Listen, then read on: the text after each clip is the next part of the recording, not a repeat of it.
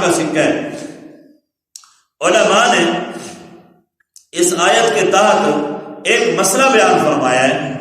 وہ مسئلہ یہ ہے کہ اس بارے میں اختلاف ہوا کہ انسان افضل ہے کہ فرشتہ افضل ہے، انسان بننا بہتر ہے کہ فرشتہ بننا بہتر ہے۔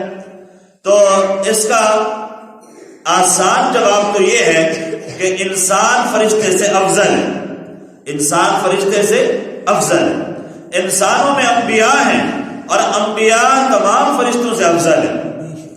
انبیاء کرام عام فرشتوں پہ بھی افضل اور خاص فرشتوں سے بھی افضل۔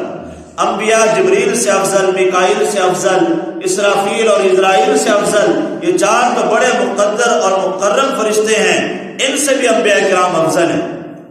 لیکن یہ جو خاص فرشتے ہیں یہ عام انسانوں سے افضل ہیں، اور پھر عام انسان عام فرشتوں سے افضل ہے۔ اب یہ انسان فرشتوں سے افضل کیوں ہے؟ اس کی وجہ کیا ہے؟ اس کی وجہ یہ ہے اگرچہ فرشتے عبادت میں لگے، جو فرشتے جس کام کے لیے پیدا ہوئے، جس عبادت کے لیے پیدا ہوئے، وہ ساری زندگی اسی میں لگے ہوئے ہیں، ان کی ضروریات کوئی نہیں، کھانا پینا کوئی نہیں، ذرہ برابر بھی وہ اس میں کوتاہی نہیں کرتے، آنکھ جھپکنے کے بقدر بھی اللہ کی نافرمانی نہیں کرتے، گناہ کا مادہ ان میں ہے ہی نہیں، گناہ کا تصور ہے ہی نہیں، وہ تو نیکی ہی نیکی کرتے ہیں۔ تو پھر انسان ان سے افضل کیوں ہو گیا؟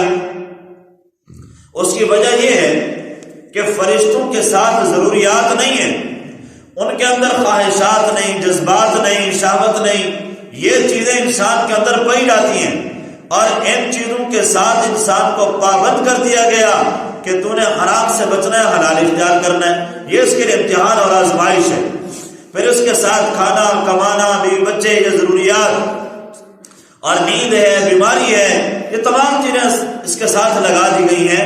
ان تمام رکاوٹوں کے ہوتے ہوئے پھر بھی اگر یہ اللہ کی عبادت کرتا ہے تو اس کا کمال ہے، یہ ہے کمال کی بات۔ لیکن ان میں تو گناہ کا مادہ ہی نہیں ہے، اگر وہ گناہ سے بچے تو یہ کوئی کمال کی بات نہیں ہے۔